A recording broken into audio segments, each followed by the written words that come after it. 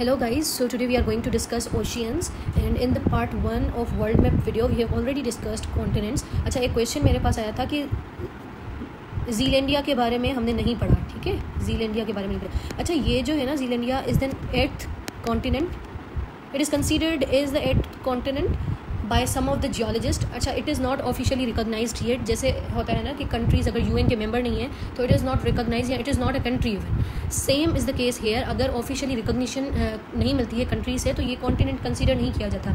लेकिन इसका काम स्टार्ट हुआ था इस पर 1990s में और 2017 में most of the geologist considered it a new continent, जिसको हम हिडन कॉन्टिनेंट भी समटाइम्स कहते हैं. सही है. इसके अलावा इसमें 2 to 3-4 कंट्रीज़ हैं जो मोस्ट प्रोमिनेंट है, दैट इज़ न्यूजीलैंड. बस इतना ही काफ़ी है. अच्छा, ये याद रखिएगा कि it is not officially recognise, therefore it is not in your course या कहीं भी वर्ल्ड मैप में ये शो नहीं किया जाता. Now let's discuss oceans. अब हम आते हैं ओशियंस पे कि हमारे पास कितने ओशियंस हैं. हमारे पास अर्थ पर 5 ओशियंस हैं. 5 ओशियंस, ठीक है. एक है ये पैसिफिक. ये जो है ये पूरा पीछे से घूम कर यहाँ तक ये सेम ही है पैसिफिक, ठीक है. इसको हम कहते हैं वेस्ट पैसिफिक. ये है east Pacific.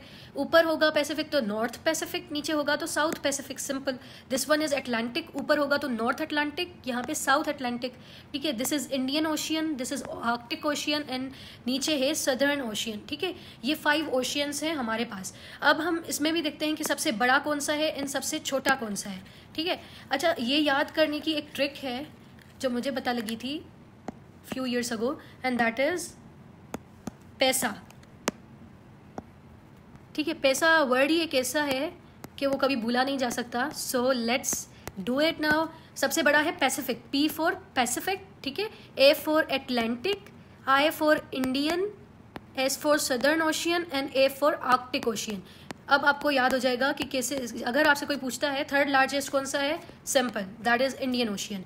Second largest is Atlantic Ocean. First largest is Pacific Ocean. Last smallest one is Arctic Ocean, ठीक है. पैसा PAISA, ठीक है.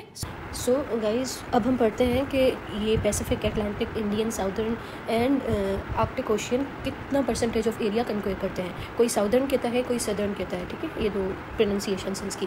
तो पैसिफिक है हमारे पास. पैसिफिक जो है वो अगर हम देखें कि पूरी अर्थ की बात कर रहे हैं हम, ठीक है, अर्थ की, उसमें कॉन्टिनेंट्स भी आ जाते हैं, उसमें ओशियंस भी आ जाते हैं. तो ये 32% ऑफ अर्थ का एरिया कंक्वेयर करता है, ठीक है. 32%. ये बात हो रही है पूरे अर्थ की. इसमें लैंड भी है और ओशियन भी है. अच्छा, उसके बाद है एटलांटिक. एटलांटिक जो है वो 17% ऑफ टोटल अर्थ एरिया कंक्वेयर करता है. उसके बाद है इंडियन. इंडियन 15% करता है. सदर्न जो है वो 4% करता है एंड आर्कटिक जो है वो 2% करता है. अच्छा, ये 1 पेपर MCQs के लिए बहुत इंपॉर्टेंट है. वो कहते हैं कि अगर हम कंपेयर करें पूरी अर्थ को तो पैसिफिक या एटलांटिक या इंडियन या सदर्न या आर्कटिक ओशियन कितना स्पेस कंक्वेयर करते हैं, ठीक है. अच्छा, ये है अर्थ की बात हो रही है. अच्छा, ये अर्थ की बात हो रही है ना, अर्थ की बात हो रही है. अगर हम देखें सिर्फ वाटर बॉडीज़, जो इंटरनेशनल वाटर बॉडीज़ है ना, लाइक ओशियंस जो है, उससे कंपेयर करें तो पैसिफिक 46% ऑफ एरिया कंक्वेयर करता है. अच्छा, ये पूरा जो एरिया है ना इन पांचों के पास, उसका 46% पैसिफिक के पास है, अकेले के पास. उसके बाद जो है 22% है एटलांटिक के पास. 22% of all water bodies area जो है ना वो एटलांटिक के पास है. उसके बाद इंडियन ओशियन के पास है 20%, सदर्न के पास है 6% एंड आर्कटिक के पास है 3%, ठीक है. ये बहुत इंपॉर्टेंट है. ये बहुत क्वेश्चंस 1 पेपर MCQs में आते हैं, CCE में आते हैं, CSS MPT में आते हैं, या MOD FI, ये सब में ये बहुत इंपॉर्टेंट क्वेश्चंस हैं ज्योग्राफी के, ठीक है. ओके, अल्लाह हाफ़िज़.